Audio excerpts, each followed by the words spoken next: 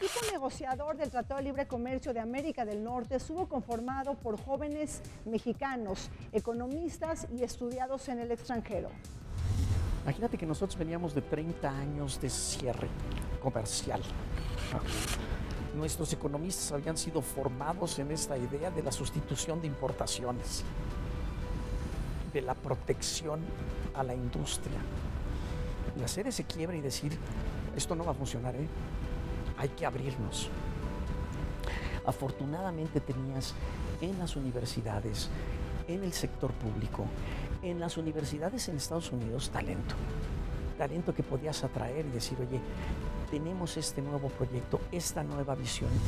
Fue algo que nos agarró totalmente desprevenidos y no teníamos ninguna experiencia en ese momento sobre este tipo de negociaciones, no teníamos ni equipo, se tuvo que formar el equipo, que ahorita estamos mucho mejor preparados ya, ¿verdad? Pero en ese momento pues sí, todo fue nuevo y comenzó el difícil proceso de negociación. Obviamente, como era algo tan inusual para nosotros, pues no fue nada fácil. La que desarrollan los técnicos y para la cual se crea un grupo específico que no existía. Se trae gente de diferentes espacios o de diferentes lugares que no eran ni siquiera funcionarios públicos para darle forma a la Oficina de Negociación de México en Washington. Y por otro lado, tenemos nosotros que analizar cómo vender el Tratado de Libre Comercio en Estados Unidos para crear ese ambiente favorable que permitiera a congresistas votar a favor. José Ángel Gurría en 1993 dijo algo muy importante. Esta generación va a estar gobernando al país durante los próximos 30 años y no se equivocó. ¿Sí? Si echamos una revisada a esa estructura negociadora, tenemos, por ejemplo, que Herminio Blanco fue secretario, ¿no? Que Luis de la Calle fue subsecretario, que Jaime Zabludowski fue subsecretario, que José Ángel Gurría, que primero negoció la deuda externa y después se incorpora a la negociación en servicios financieros, pues fue secretario de Relaciones Exteriores, secretario de Hacienda y actualmente pues es el director de la OCDE, ¿no? Y tenemos también a Guillermo Ortiz, a Ernesto Zedillo, a Pedro Aspe, ¿no? Que fueron subsecretarios, secretarios a la postre, ¿no? Entonces fue un equipo muy importante que se entendía muy bien. ¿Por qué? Porque estaban formados en el mismo círculo. A la sombra del México moderno y global irrumpió el levantamiento indígena del Ejército Zapatista de Liberación Nacional en Chiapas, justo cuando entró en vigor el Tratado de Libre Comercio de América del Norte. Esto no fue un hecho coincidente, fue un acto intencionado para desmitificar el proyecto salinista modernizador que nos recordó la existencia del otro México, el México ligado a la pobreza, la desigualdad y la injusticia.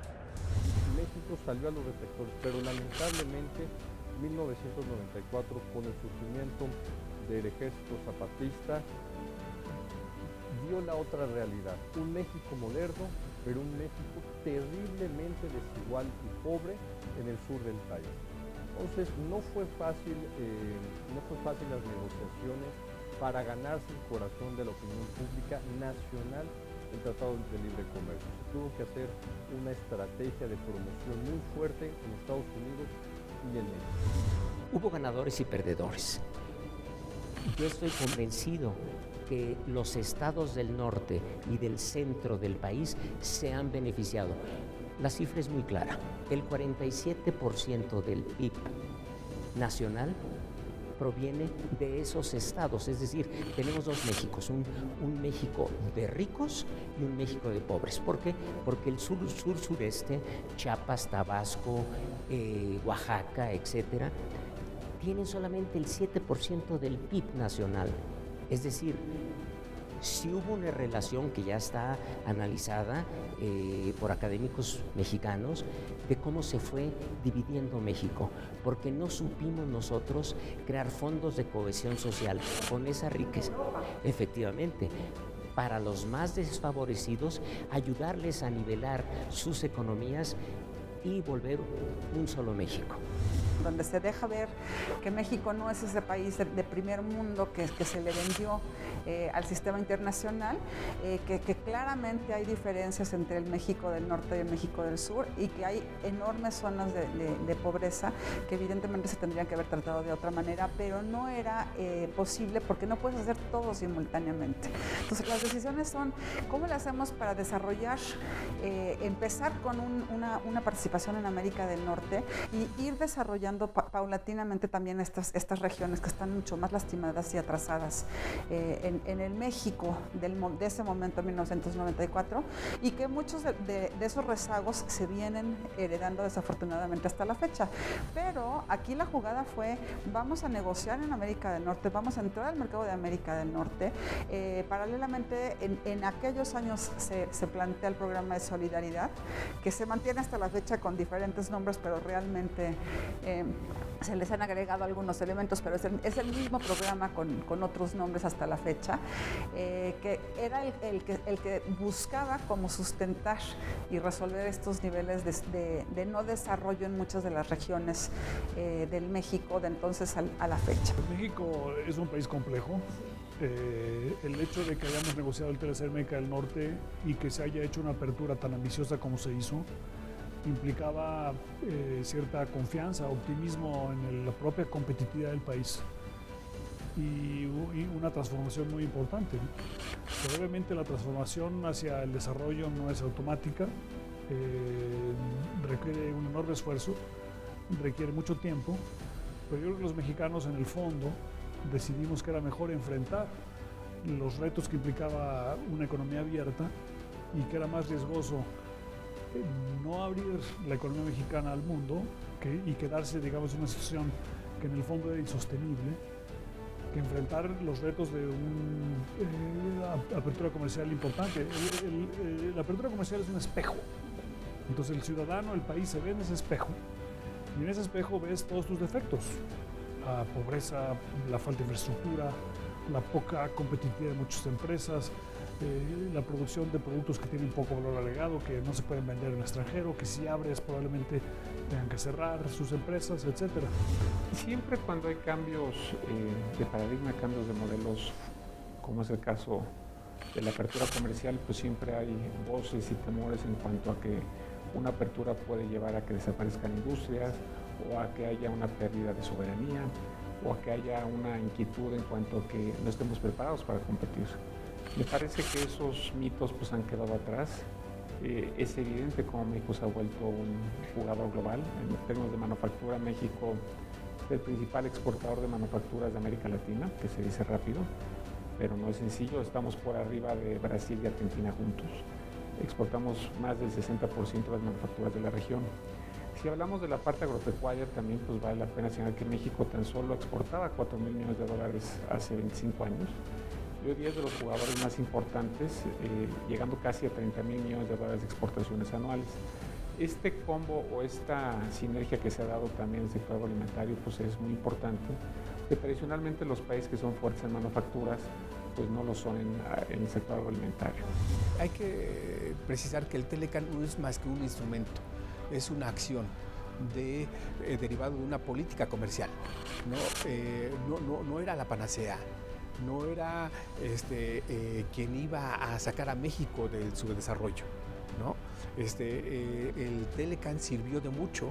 Por ejemplo, en 1994 exportábamos $51,000 millones a Estados Unidos. 2016 exportamos $296,000 millones.